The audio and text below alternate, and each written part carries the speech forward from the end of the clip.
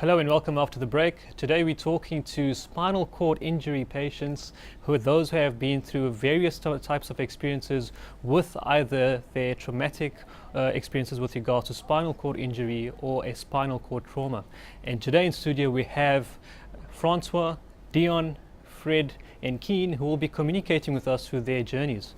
Welcome to everyone, and it's a pleasure to have you, and thanks for taking the time to be with us today. Francois, let's start with you. How is your rehabilitation journey been so far? I've only been here for a month now, and so far I've experienced it very positive. I've been to different other places, and this is absolutely a big breakthrough for me. I've been, this is very positive, and I don't know what else to say. Would you say that the rehabilitation has greatly assisted you so far in the past month? Well, like I said, I'm still new to this. I've only been here for a month, but yes, definitely. The experience so far is very positive. Do you want to perhaps share with us what had actually happened? What has put you into this current condition? Well, this happened about 6 months ago.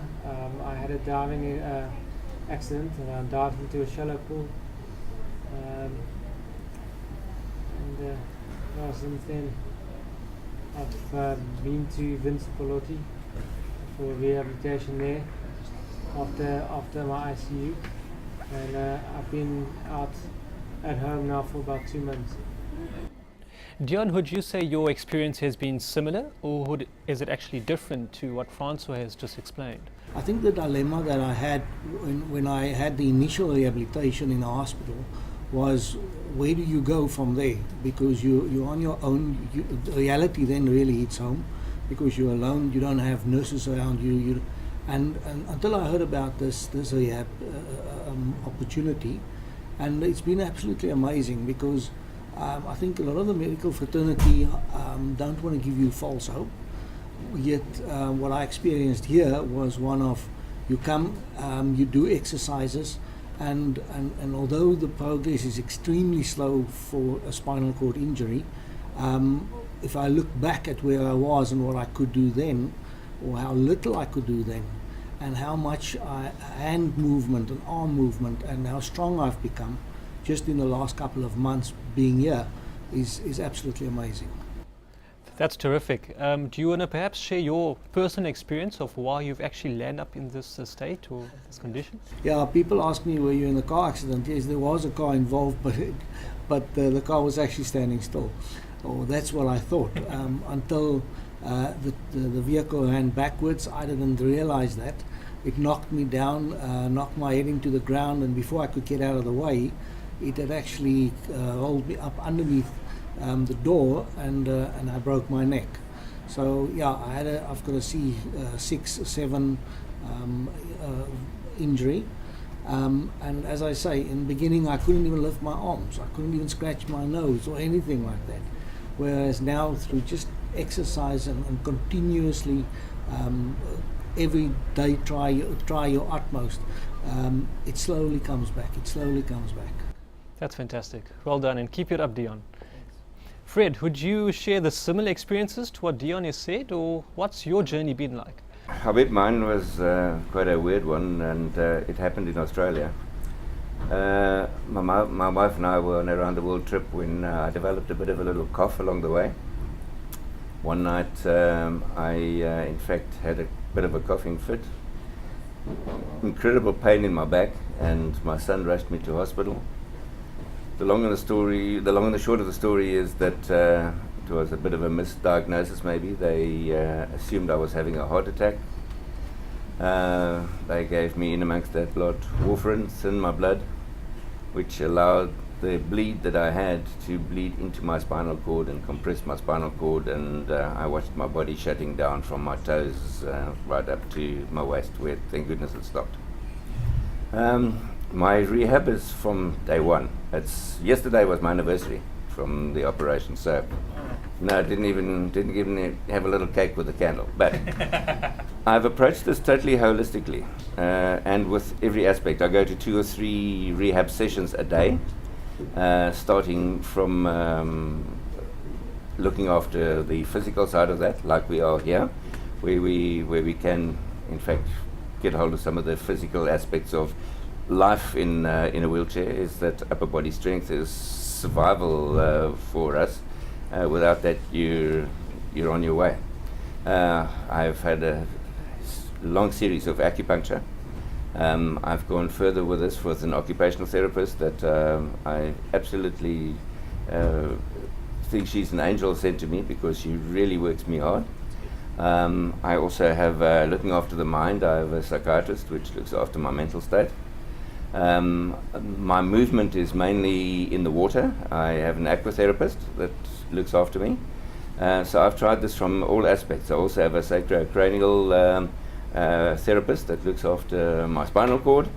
And from there we just carry on. Yes, it's been a great time. Most of the medical guys said, sorry, it's the end of the line for you, but no, I've got bad news for them. I had a very special moment last week where for the first time I could stand up on my own 2 feet in the pool. Impressive. Without any assistance. So eat your heart out, guys. There is life after a spinal injury.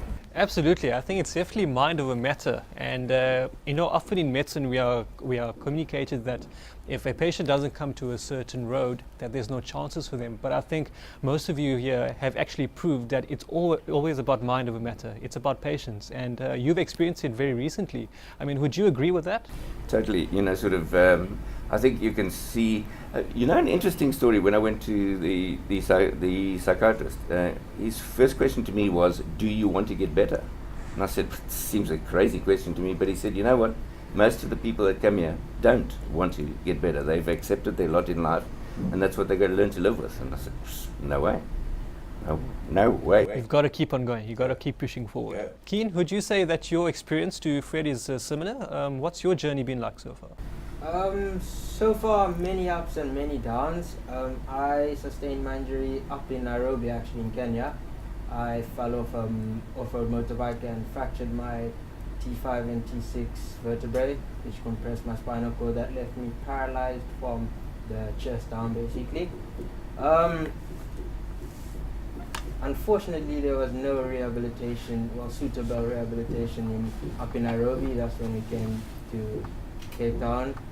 And I'd gone to 2 different places before this, and then I heard about Brandon through the supplier of my wheelchair, and he told me about this exosuit, which you've probably seen Brandon walking in, and I was like, I need to try that out. And that's basically how I ended up here.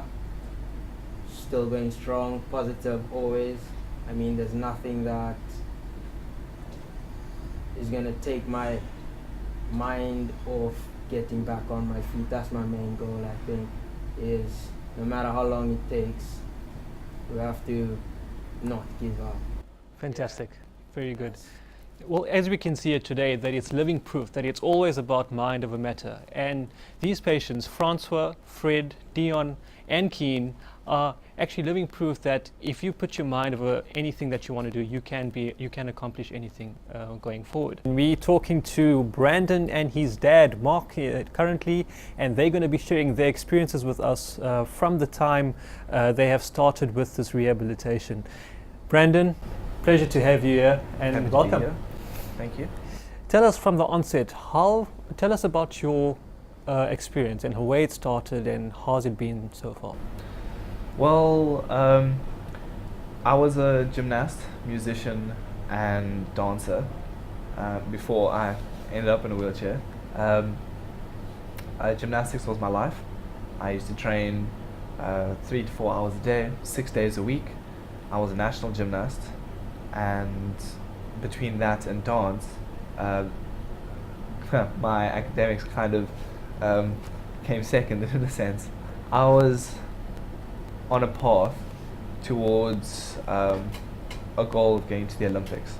So I was training every day, and my dream was to get to the Olympics. And one day before a Western Province competition, I was training at my club, and I was on the parallel bars, and I did a back somersault dismount off the side.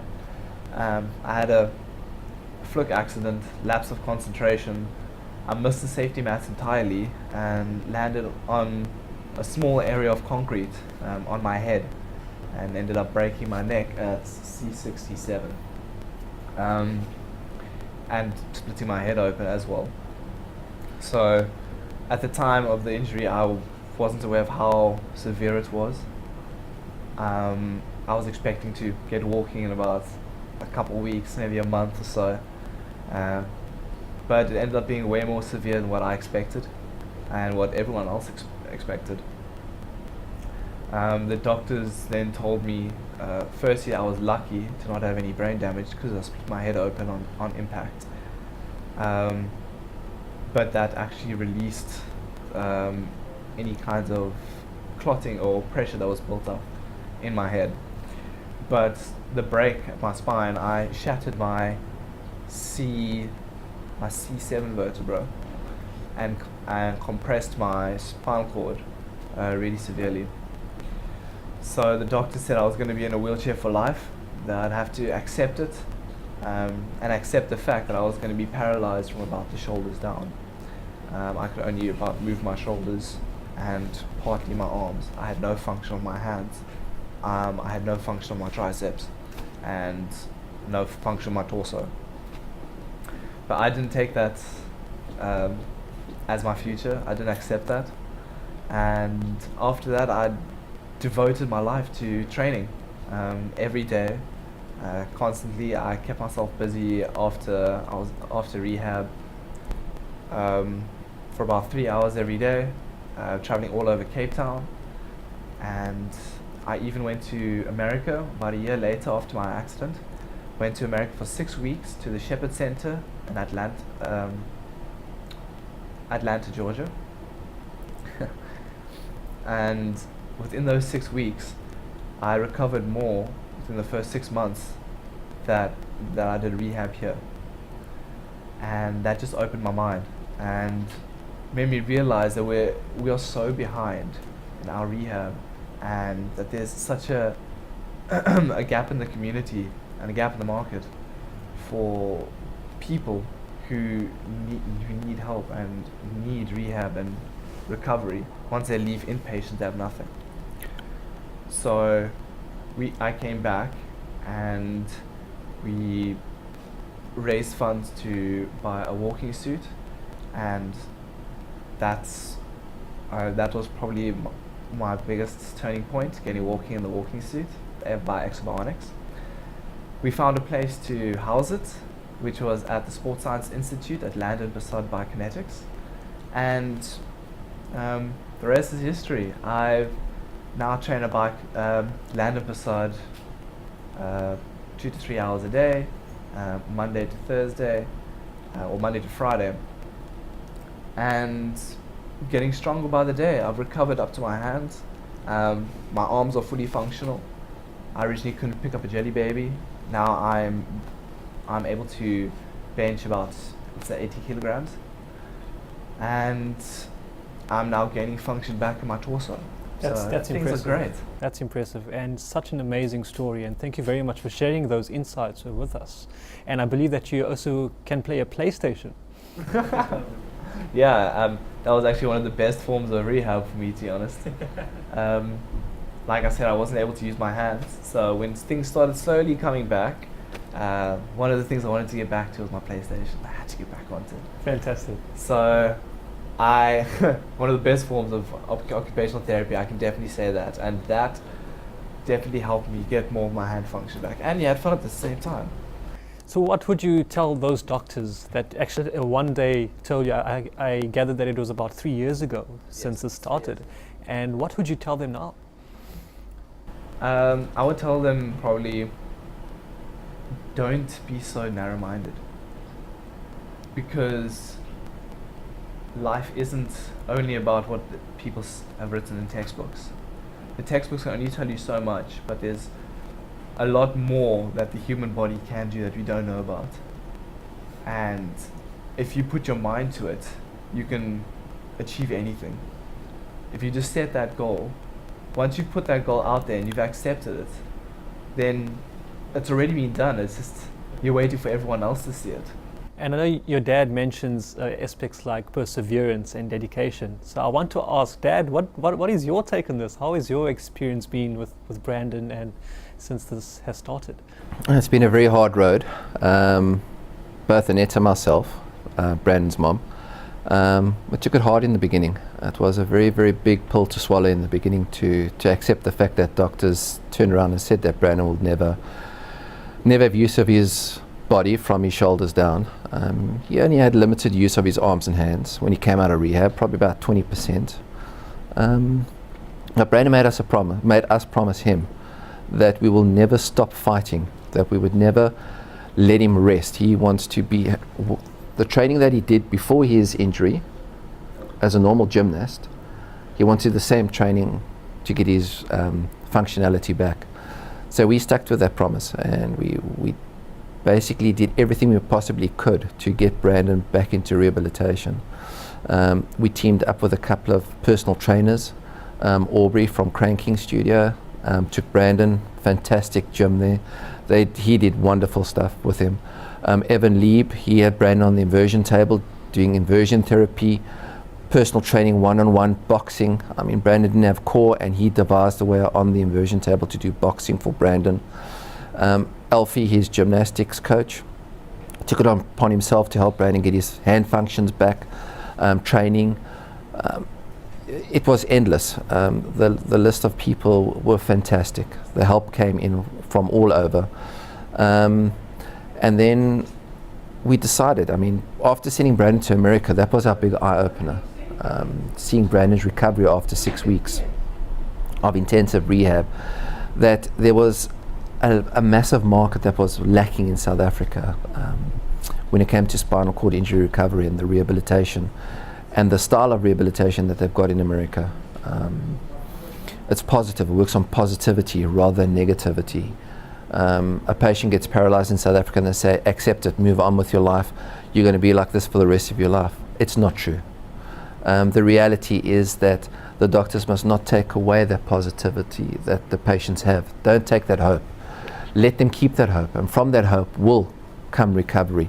Whether it's 5%, 10%, 20%, every little bit helps, and the more they recover, the more they want to the harder they train, the more they want to be at the training, the more they recover. So, you know, it's been a long road. We bought the exobonic walking suit. We've kitted Landam Passat out with quite a few pieces of equipment, the standing frame, the inversion table, the plinth, parallel bars. We've got the Weergaans chamber, vacuum chamber for positive and negative pressure in the lower limbs. And it all helps with part of the therapy. The other side of the therapy is the alternative medicine, acupuncture, very, very strong. I would say if anybody is paralyzed, your very first port of call during rehab would be is acupuncture. Within the first 6 weeks. Absolutely. Keep those neurological pathways active. Keep it motivated. Keep them stimulated all the time. That's what acupuncture does. Because the moment they start dying off, you don't. They're not being used enough, so they start dying off, and it's harder to get them back. So keep them stimulated, and that's what we did with Brandon. Brandon still goes to acupuncture now. Fantastic. And it's interesting that you've mentioned those things, because with neurological rehabilitation, as you would see it probably 5 years ago, we possibly go with different approaches in how we would use it with different types of patients with spinal cord injuries. So it's very interesting to see that as medicine and health say one thing, and as it evolves, a personal thing or the patient as an individual is a very integral part of that rehabilitation process. And do you want to perhaps just touch on to the Walking with the Brandon Foundation, because Brandon has been an inspiration as its own, and there are many patients who are out there who are probably going through the similar struggles, if not worse. There's a lot of patients out there, and we've got around about 10 to 14 patients in the program here, and we just saw a definite need in the community which is lacking for the disadvantaged to have access into our neurological rehabilitation and into our program. The Therapy and Beyond program is at the moment only accessible to people that can afford it with medical aid or personal finances. And the idea of the Walking with Brandon Foundation is to make it accessible to the disadvantaged community of all races, colour, creed. People that get out of rehab, have nowhere to go, their family, they don't know what to do, they don't know who to approach. Give us a call. Get us on Facebook, get us on the internet, Walking with Brandon. We will take a call all the time, no matter what time you call us. We'll take the call, we'll help you the best we can, we'll get you into the program, we'll give you the best advice you can that we can offer you with the best knowledge, and it comes from personal experience through Brandon. I think that's where it comes from. Brandon, Dad, thank you very much for coming into studio today. It's been an absolute pleasure to have spoken with you today. Next week we will be talking and elaborating on this discussion with Brandon and Mark with the Walking with Brandon Foundation, and those details are up onto your screen right now. From then, and it's myself in studio. Until next time, take care. Bye-bye.